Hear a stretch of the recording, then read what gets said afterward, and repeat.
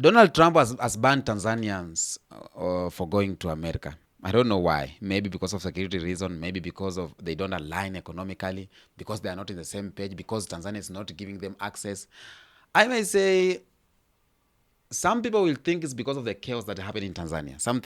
Some people may think it's because of how Samia Suluhu Hassan treated the protesters. He killed protesters during the election, or because they're claiming there's no democracy. But personally, I think something different. And this video, I'm going to explain the rise of Tanzanian youth is making America uncomfortable. That's what I think. Not through violence or migration, but through consciousness, confidence, and sovereignty. You know, Tanzania back then was a innocent kid, was a middle-born. You know, there's first-born, last-born, and this, you know, the second-born. So Tanzania was just there, quiet, not speaking. The government were doing what they want to do. US were coming there and do what they want to do with Tanzanian soil. And when this late president, Pombe Magufuli, came, he changed some things. And US was off there, you know. But when Samia Suluhu came back, now US came. And right now, during election, the election went as it went. You know that. There was chaos, there was killings, brutal killings. And now, DJT is trying to isolate himself, maybe saying that there is insecurity in Tanzania, or because Tanzania does not have security or does not have democracy. But no, it is because the youths of Tanzanians are rising. So that means what? Tanzania has something that US is terrified with the most. The US travel restrictions are not about safety. Those are defending tools of control. Okay? And these tools are always used when empire feels its influence is sleeping. And Tanzanian youth represent a new African generation. There's no longer worshipping the American dream. There's no longer seeking Western validation. There's no longer choosing to build power at home, you know. And America's greatest fear is not African poverty. It is independence of Africa. It is a confident, self-reliant youth. Hey, and Tanzania, the youth of Tanzania have showed that, you know what? We are watching you guys. We are watching you and we are waking up. Tanzania symbolizes a quiet but dangerous shift. An African that is young, aware, they are noticing some changes, rooted in identity and unwillingly to ask permission. And this awakening is not limited to Tanzania. And now with this ban, the Tanzanian politicians will come and say, now you see, when you went to the street, now America's banned us. America is not God. Burkina Faso is working without America. Why? Mali is working without America because Mali, Burkina Faso, Niger, they refused the military presence in their countries. They refused France in their countries, and that is what led to their ban. Why did they ban Burkina Faso? You know, when I tell you, okay, I don't want your military, why should you ban us? Why? There's no reason. Okay? So, personally, I think this is a win to Tanzanian youth. Your presence now is on the global stage. They are seeing you. They are noticing you. And they fear you. Because for decades, the West was uncomfortable with Africa as long as African youths wanted to live. As long as African youth success meant making it in America or in Europe. And a lot of African youths have been having this rhetoric that I have to go to the United States to make it.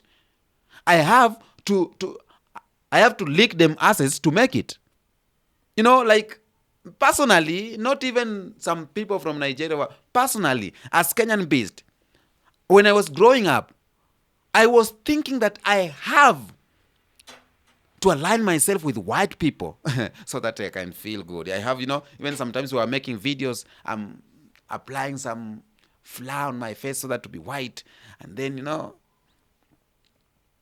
but that rhetoric is going to end. It's ending. The system worked, but something has shifted. A new generation of Tanzania youths is emerging out and does not worship the American dream, does not see whiteness as authority.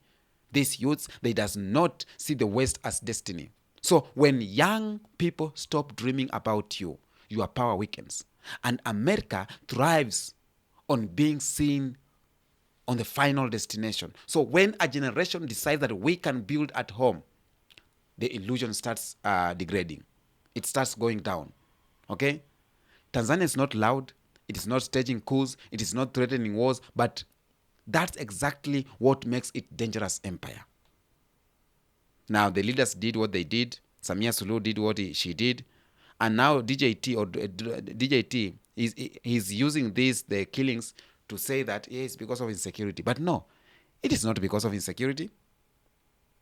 Why are they trying to enter countries where there is high insecurity? Why? Why? Now, let's talk about demographics. Tanzania is young. Africa in general is young. And youth is the engine of every revolution, whether political or psychological. And empires understand this very well. And that's why youth movements are criminalized. That's why youth narratives are discredited. That's why youth mobility is restricted. And when young Africans become digitally connected, when young Africans become historical aware, when young Africans are proud of their identity, they stop being raw labor and become strategic thinkers. And that is what scares America. As one of my content creators said, always say, his name is Kenyan Explorer or Blackwood. He has a channel called Kenyan Explorer or Black History. He always say, he gave me a story of a white man and this African. And now the white man was judging the African, the black man, because they were revolting. They were asking for freedom. And the black man stood and said, you may hang me, you may kill me, but I'm not alone. There is a generation that is rising, that is coming. Even if you kill me today, just know tomorrow other people will come. He was hanged. That's exactly what's happening in Tanzania. Julius Nyerere fought. He died. John Paul Magufuli fought for Tanzania. He died. But that did not say that Tanzanians will not fight for their freedom. Here came the youths. They fought, they protested. Samia Suluhu did what she did. But again, the youths are still planning for the protest. Again, the youths are not fearing. They are still planning another protest and another protest. This is to show that the youths of Tanzania have woken up. If you get a chance, go to that channel, Black History. It's doing great job, or Kenyan Explorer, doing great job. Because of what? Channels like Black History, channels like Kenyan Explorer, channels like Epic Reel, African Streamline, they are waking up. They are youths, young generation. They are talking about what's going on. Because of what? Because they are tired. Because they are tired of what is going on. Because it's a new generation that has brain. And that is what Trump is fearing the most. Trump fears Africans speaking for Africans. Trump fears Africans, or the West fears Africans talking about Africa. You get me? And that is what's scaring them. Because Tanzanians are speaking for themselves, now they are being banned. Burkina Faso spoke for themselves, they are being banned. Mali, Niger, Nigerians, they are no-nonsense people, they are being banned. So that travel ban is not about safety issues. These are psychological weapons. And Tanzanians, don't fall for it. Don't sit down somewhere in the corner and say, oh, now United States wametubania kwenda America. No. This is a win to you. You are being banned. It's time to create your own. It's time to build your own country. It's time to build something for yourself, not depending on them.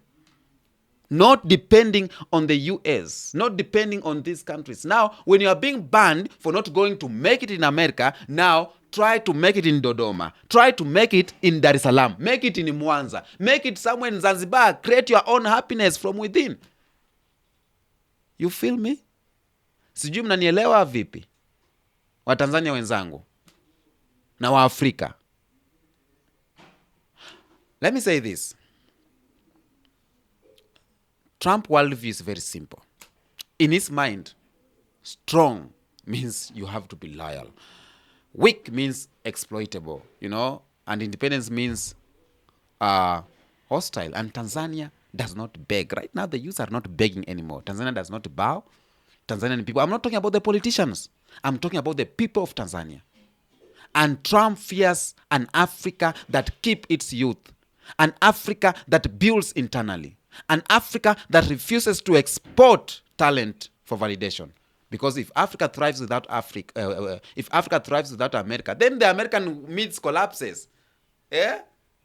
If African youths, if Godwin Barasa can make it without America, that means that the myths, the lies, the dreams that America told us, it's no more, all are lies. If someone just can make it somewhere in Busia and make it big, that means you no longer have to go to Detroit, New York, Minnesota to make it. Then all of those were lies. And I want my African youths to listen to this and understand this. You don't need to go so that you make it. So this ban, let it not be, don't cry about it. Don't. We can make it. We just have to have good institutions. So this is not just about Tanzanians. We are seeing Kenyan youths questioning dead systems. We are seeing Western Africa youth rejecting neo-colonialism leadership. And when conscience spreads faster than control, empires panics. Let me tell you for sure. There's something I call intra-Africa. Intra-Africa is where Africans are moving to other African countries and making it. For example, Rwandese can come to Kenya and make it. I have Rwandan friends. I have Burundian friends. I have Congolese friends, Mrefu. They are here in Kenya. They are here in Nairobi and they're like, you know what? I was going to the United States and when when I stepped my foot in Nairobi, I saw like I'm in the US state. And now I'm making it here. They are starting businesses here. They are doing video shoots here. They are, man, greener pastures does not have to be in America. Even America is not that green. Desert, cold weather, I don't know, But in Africa, we have the around 60% arable land. This is a 60% green land where you can make it. Now, these travel bans, the sanctions, the narrative about instability, these are defensive moves, not confident one. And let me tell you for fact, it's fear. It's fear that is channeling this. Now, what does this mean to Africa? This moment is a warning and an opportunity. A warning because control will tighten, access will shrink, and pressure will increase. That's reality. But it's an opportunity because we will build local systems, strengthen continental unity. We will look for other friends who have they have the heart of helping. And let me tell you, this name help is not for us. It's not about helping. It is having business together. Now, I'll end this video by saying America does not panic over weakness. It panics over irrelevance. And Tanzanians youths are not asking to be included. They are creating without validation. And that is the most dangerous thing to any empire. If this message resonates with you, share it. If it challenges you, sit with it. I am the Kenyan Beast.